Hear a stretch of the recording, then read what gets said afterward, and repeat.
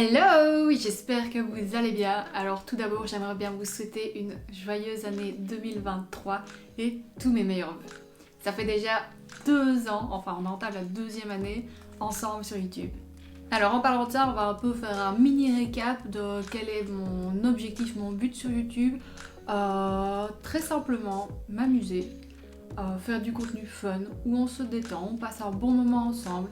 Si on peut apprendre ensemble, c'est génial. Si on peut se motiver ensemble, c'est encore plus cool. Pour le moment, je vois beaucoup sur YouTube des vidéos reset janvier, comment faire une meilleure année 2023 et personnellement, j'adore ce contenu. Je trouve ça ultra satisfaisant.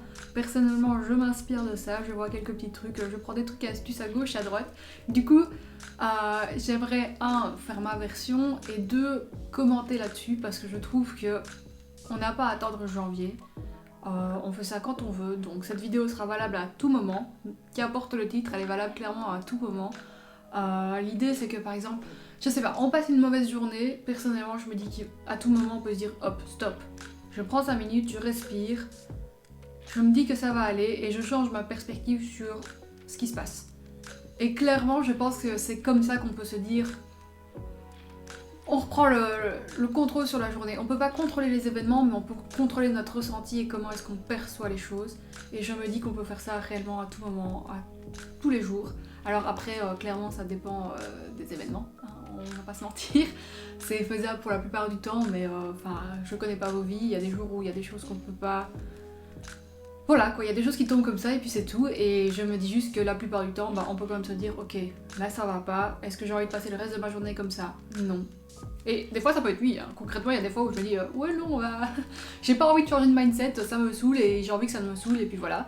Mais clairement le reste du temps je me dis c'est dommage, alors hop, je prends 5 minutes, je reset la journée et je dis qu'à partir de maintenant ça va le faire. Donc du coup cette vidéo c'est un peu ce but là mais à plus longue échelle qu'une journée. Rendre compte qu'à un moment donné ça ne va pas et se dire ok, je prends le temps de faire 1 ou 2 actions, ou même plus si on sait, ou même 1 ou 2 du coup, pour reset et se dire ok à partir de là je me sens mieux, c'est un petit truc qui va me booster pour la suite et ça va aller à partir de là. Ok? Donc j'ai placé l'idée, j'ai placé le cadre, alors moi ce que je vous propose clairement c'est 15 tâches qui permettent un nouveau départ entre guillemets. Il s'agit clairement de tâches satisfaisantes, c'est tout le but. Je trouve qu'il n'y a rien de mieux pour se motiver d'avoir fait quelque chose de satisfaisant qui lâche un petit truc dans le corps qui dit oh c'était chouette. Du coup c'est 15 tâches là-dessus. J'espère que ça vous apportera la fraîcheur du nouveau départ. Mais j'ai assez parlé, je vous propose de commencer directement et n'hésitez pas à me dire en commentaire quelles sont vos actions de reset, qu'est-ce qui vous apporte une petite joie comme ça, assez que pour changer votre mindset et vous motiver pour le reste. Donc n'hésitez pas à mettre ça en commentaire. Évidemment, quand vous passez dans les commentaires, n'hésitez pas à mettre un petit like et à vous abonner. Allez, c'est parti.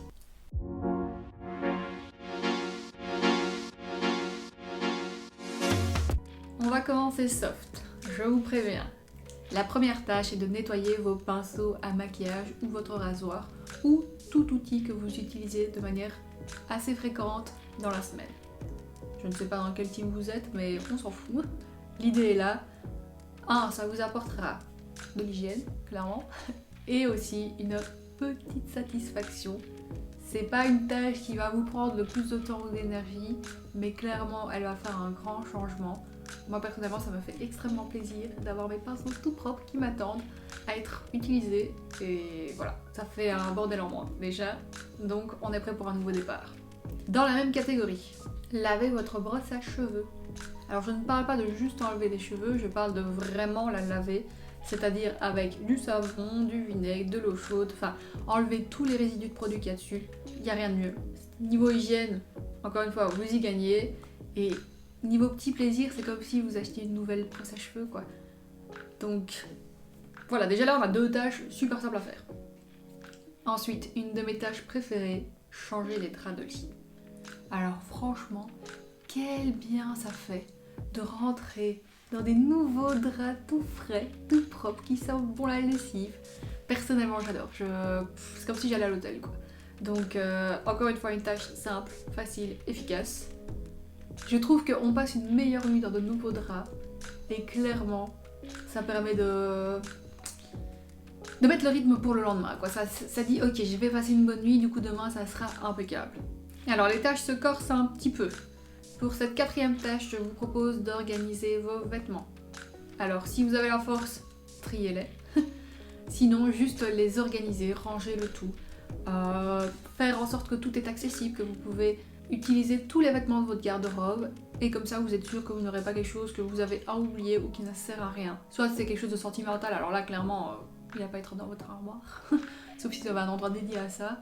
Mais sinon, le reste doit être accessible pour pouvoir l'utiliser au quotidien.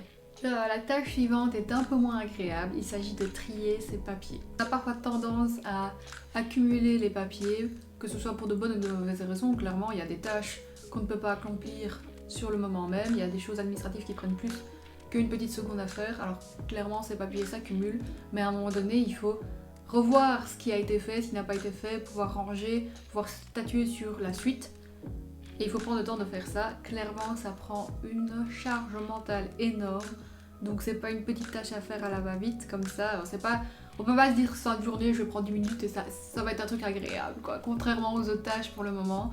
Là, c'est plus, il faut prévoir un moment où on a le cerveau qui est prêt à trier et prêt à se dire ok, qu'est-ce que j'en fais? Et clairement, je pense que ça aide d'avoir un emplacement dédié pour ranger tous ces papiers. Donc si je trie, je ne sais pas, moi j'ai acheté quelque chose et j'ai le manuel, bah, que je sache où je vais mettre tous mes manuels et que j'ai un endroit juste pour les manuels. Pareil pour les factures, pareil pour, je ne sais pas, moi, les ordonnances ou les choses comme ça. Bref, avoir un emplacement pour chaque type de papier. Dans la continuité de cette tâche, ranger son bureau. Toutes les choses qui traînent. Le but est d'avoir un environnement de travail le plus épuré possible. D'ailleurs, je vous en avais parlé dans l'une de mes vidéos que je vous mettrai dans le petit i. Oui, je me référence.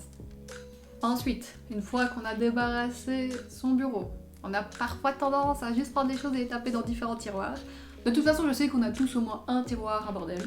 Le tiroir fourre-tout, ou je ne sais pas où ça va dans ce tiroir-là.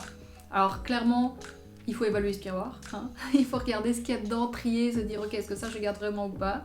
Mais c'est pas grave si ce tiroir reste en bordel, clairement c'est pas grave. Mais clairement, il faut trier les tiroirs qu'on utilise le plus fréquemment. Avoir les objets qu'on utilise quotidiennement faciles d'accès et retirer le reste. Moi par exemple, j'avais mon maquillage d'un côté de la pièce et je me maquillais de l'autre côté de la pièce et du coup ok, c'était trié dans ce tiroir là, mais c'est pas pour autant que c'était optimisé pour mon utilisation. C'était l'utilisation que j'en faisais avant, mais là on a déménagé et du coup je n'avais pas réévalué et c'était compliqué de réévaluer sans vivre dedans entre guillemets. Enfin pas entre guillemets, non, vivant dedans. Et du coup, j'ai switché et je me suis dit, ok, je me maquille là, autant avoir dans ce premier tiroir mon maquillage, qui n'était pas le rangement d'avant, mais qui est le rangement qui a le plus de sens pour le moment. Parce que quand on met quelque chose pas à l'endroit le plus optimisé pour nous, on est plus enclin à faire du bordel parce qu'au bout d'un moment on est fatigué et on range pas les choses à sa place parce que leur place est trop difficile à atteindre. Le but est d'enlever toute friction au rangement. Je laisse ça là. On retourne sur une tâche un petit peu plus facile, organiser son frigo. L'idée est la même. Alors 1, le nettoyer, parce que c'est plus hygiénique. Et 2, encore une fois, le ranger de manière à privilégier son quotidien, mais aussi à privilégier ce qu'on a envie de manger et cacher ce qu'on veut manger le moins. C'est-à-dire, je ne sais pas, si on n'a pas envie de manger, si on a envie de diminuer sa consommation de Danone, de sauce, je ne sais quoi, on les met au fond du frigo. Alors que si on a envie de manger plus de légumes, on met les légumes vraiment sur le devant, comme ça on est obligé de passer devant les légumes pour manger le reste. Et parfois, quand je vais chercher le reste, je vais me dire, est-ce que je mettrais pas un légume avec? Parce que du coup je passe devant et je me rappelle de ce que j'ai et il faut les finir, il faut pas que ça périme, donc voilà l'idée. Donc non seulement il faut ranger pour mieux voir et avoir moins de déchets possible, mais aussi pour renforcer un comportement de ce qu'on veut faire et ce à quoi on veut arriver. Tâche numéro 9, alors là on est sur quelque chose qui peut sembler facile mais qui ne l'est pas totalement. Il s'agit de faire les petites réparations qui traînent. Alors, des fois bêtement on a une table ou une chaise bancale et il suffit juste de mettre un petit pad en dessous, ça prend 3 secondes. Mais on n'a pas le temps de le faire tout le temps, là on se met à un moment où on fait ce genre de tâches. Alors faut clairement prévoir s'il y a des petits aléas de la vie, hein, on ne sait jamais, petit clin d'œil à mon copain. Mais clairement, si vous avez une étagère que ça fait un petit moment que vous voulez la suspendre, prenez le temps pour le faire à ce moment-là. Vous mettez tous les petits travaux que vous mettez de côté à ce moment-là, comme ça, une fois que le bordel est fait, vous rangez qu'une fois, quoi. Et aussi, ça enlève de sa to-do list, donc c'est chouette. On va passer aux tâches un petit peu plus compliquées. Premièrement, faire son agenda. Je m'explique, qu'il soit digital ou papier, il faut prendre le temps de s'organiser. Il faut prendre le temps de mettre les événements majeurs sur son calendrier. Il faut prendre le temps d'incorporer tout ce qu'on a envie de faire. Pour moi, tous les goals et tous nos envies et nos objectifs doivent être mis physiquement dans un calendrier pour pouvoir se projeter et avoir un temps précis pour le faire. Et donc je propose de prendre un moment pour le faire. Alors là, clairement, on est sur une tâche super difficile parce qu'il faut se projeter, il faut bloquer du temps et se dire ok, je m'y tiens. Dans les mêmes styles de tâches, mais un petit peu plus fun, un vision board. Alors, qu'est-ce qu'un vision board? Il s'agit tout simplement de prendre des images qui nous inspirent, qui nous donnent envie d'être ce type de personnes-là, qui nous font tendre vers ce qu'on a envie et qui nous motivent. Alors, personnellement, je regarde ça sur Pinterest et je vais faire un petit tableau. Et je vous invite à faire ça, vous pouvez l'imprimer, vous pouvez le mettre en fond d'écran, vous pouvez juste le faire une fois et le garder en tête, mais clairement l'idée c'est d'avoir quand même quelque chose de physique ou quelque chose auquel vous pouvez revenir et re-regarder pour garder la motivation. Tâche numéro 12, réévaluer ses routines et ses habitudes. Une phrase que j'adore, c'est « On choisit ses habitudes et elles définissent notre vie ». Concrètement, l'idée est de choisir les petits éléments qui vont changer notre vie, qui vont nous faire tendre vers la personne que l'on veut être. Je vous invite à évaluer quelles habitudes vous voulez mettre en place et lesquelles vous voulez retirer de votre vie, et aussi à mettre des routines en place, que ce soit celle du matin, celle du soir, peut-être une routine après travail pour se changer les idées.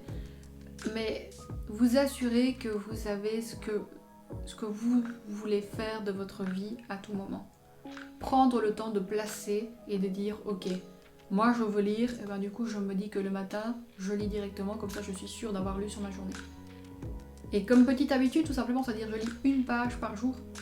Vous pouvez faire plus dans les jours où vous êtes motivé, où vous avez le temps, et les jours où ça va pas, vous lisez juste une page, et c'est plus que suffisant. Là-dessus, je vous invite clairement à lire Un Rien peut tout changer de James Clear, qui est juste excellent sur les habitudes. Ça se corse encore un peu avec la 13e tâche où je vous encourage à réévaluer votre entourage. Nous sommes la moyenne de notre entourage. C'est-à-dire que si vous traînez qu'avec des personnes qui vous tirent vers le bas, qu'est-ce que vous faites? Vous allez vers le bas. Si vous traînez avec des personnes qui se tirent vers le haut, vous allez vers le haut. C'est aussi simple que ça. On se motive avec les gens que l'on a autour de nous. Alors clairement, tout n'est pas blanc ou noir. Moi, ce que je propose tout simplement, c'est de se dire ok, avec cette personne-là, je passe peut-être un peu moins de temps. Quand je sors d'avoir été boire un verre ou quoi, d'une activité avec cette personne, je me sens pas ouf. Alors, simplement se dire je passe moins de temps avec cette personne-là. Et l'inverse est totalement correct aussi. Avec une autre personne, vous vous sentez mais top et rechargé quand vous la voyez, passez plus de temps avec. Je pense qu'on se prend trop la tête de ce qu'on doit faire, quelles sont les étiquettes ou quoi. Je pense que l'équation est simple. Vous avez envie de passer du temps avec une personne, passez du temps avec et puis c'est tout. Je pense qu'il faut regarder aussi son énergie et comment on veut passer son temps et comment on veut utiliser son énergie aussi. Allez, on finit sur 2 tâches plus simples, plus agréables. En 14e place, je vous propose de faire des soins. Des masques, faites vos ongles, une manicure. Prenez soin de votre corps. Prenez du temps pour vous, prenez du temps pour vous pimper, vous faire un petit peu plaisir. Ça, clairement, niveau satisfaction visuelle, il n'y a pas mieux. Et c'est aussi parfois très rapide. Un masque de 10 minutes et hop. Non seulement on a les 10 minutes pour se sentir aller mieux, entre guillemets, et ensuite on a le résultat du masque après. On a la satisfaction d'avoir pris soin de son corps. Personnellement, je suis convaincue qu'on n'a qu'un corps et qu'il faut en prendre soin. Clairement, c'est le seul élément qu'on a réellement physiquement et autant le maintenir au mieux. Et pour continuer dans cette vision, la dernière tâche, je vous propose de vous détendre. Pensez à votre mental. On prend le temps de souffler, on prend le temps de respirer, de lâcher prise. de juste se laisser vivre. Notre cerveau a besoin de temps de pause. Il a besoin de ça. Clairement, il n'y a pas de nouveau départ possible sans une pause. Sans un moment de réflexion, un moment de méditation, un moment de... juste du silence parfois. C'est sur ces bonnes paroles que je vais terminer pour mes 15 tâches. J'espère qu'elles vous ont plu, en tout cas je pense avoir assez élaboré là-dessus. Dernier petit conseil, attaquez-vous aux tâches les plus simples d'abord, afin de vous mettre en mouvement et de générer une sorte de poussée vers le reste. J'espère que cette vidéo vous a plu, en tout cas moi j'ai adoré la filmer, clairement ça fait du bien de revenir. Et surtout, c'est une vidéo clairement plein de bienveillance. Le but est de se motiver ensemble, de trouver des petites tâches qu'on peut se dire ok, je les note et une fois de temps en temps je pioche dedans et je fais quelque chose. C'est une sorte de boîte à outils de... J'ai envie de rafraîchir ma vie, j'ai envie d'un petit truc qui me booste. Ok, qu'est-ce que je fais là-dedans? Donc voilà, j'espère que vous prendrez le temps de faire l'une ou l'autre tâche. Je vous souhaite encore une fois tous mes meilleurs vœux de 2023. N'hésitez pas comme d'habitude à liker, commenter, vous abonner et à partager cette vidéo. Je vous dis à la prochaine.